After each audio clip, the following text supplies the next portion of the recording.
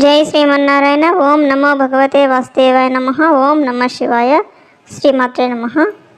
మాఘపురాణం 24వ అధ్యాయము విశ్వామిత్రునికి వానర ముఖము కలుగుట.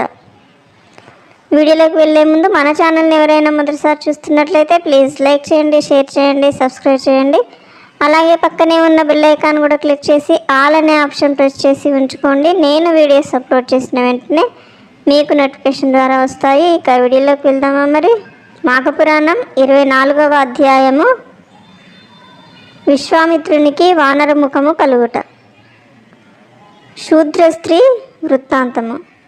మాఘమాసమందలి నదీ స్నానం మనుజులకే కాక దేవతలకు గంధర్వులకు కూడా పరమ పవిత్రమైనది. ఒక మాఘమాసంలో ఒక గంధర్వుడు తన భార్యతో భూలోకానికి వచ్చి గంగానదిలో స్నానమాడెను. తన భార్య మాత్రం స్నానమాచరించనని చెప్పుటచే ఆమె దైవత్వము నశించి గంధర్వలోకానికి వెళ్ళలేక ఉండిపోయినది. ఆమెను విడిచిపెట్టి ఆ గంధర్వుడొక్కడే వెళ్ళిపోయాడు.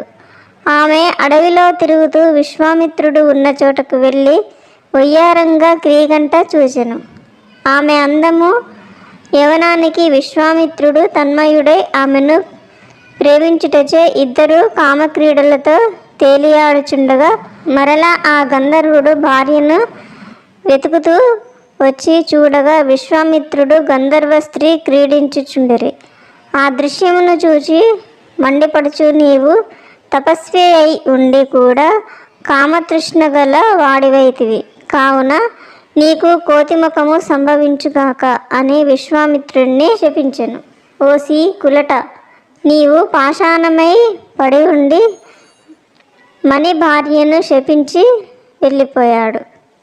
విశ్వామిత్రుడు చేయునది లేక వానరముఖము కలిగి ఉండగా నారదుడు ఈ విషయం తెలుసుకొని విశ్వామిత్రుని కడకు వచ్చి, విశ్వామిత్ర, క్షణభంగురమైన తుచ్చ కామవాంఛకు లోనై నీ తపశ్శక్తి అంతా వదులుకున్నావు. సరే లెమ్ము, గంగానదిలో స్నానం చేసి నీ కమండలంతో గంగాజలం తెచ్చి ఈ పాషాణంపై చల్లుము అని నారదుడు వివరించగా విశ్వామిత్రుడు గంగానదిలో స్నానం చేసి విష్ణువును ధ్యానించి కమండలంలో నీరు తెచ్చి పాషాణంగా మారిన గంధర్వ స్త్రీపై చల్లెను. ఆ స్త్రీ నారదునికి నమస్కరించి గంధర్వలోకమునకు వెళ్ళిపోయెను. విశ్వామిత్రుడు తపస్సుకు వెళ్ళిపోయినాడు. జై శ్రీమన్నారాయణ. ఓం నమో భగవతే వాసుదేవాయ నమః. ఓం నమ శివాయ. మాఘపురాణం 24వ అధ్యాయము సమాప్తము. ఓకే ఫ్రెండ్స్, ఈ వీడియో కనుక మీకు నచ్చినట్లయితే లైక్ చేయండి, షేర్ చేయండి, సబ్స్క్రైబ్ చేయండి. Thank you friends. Thank you very much.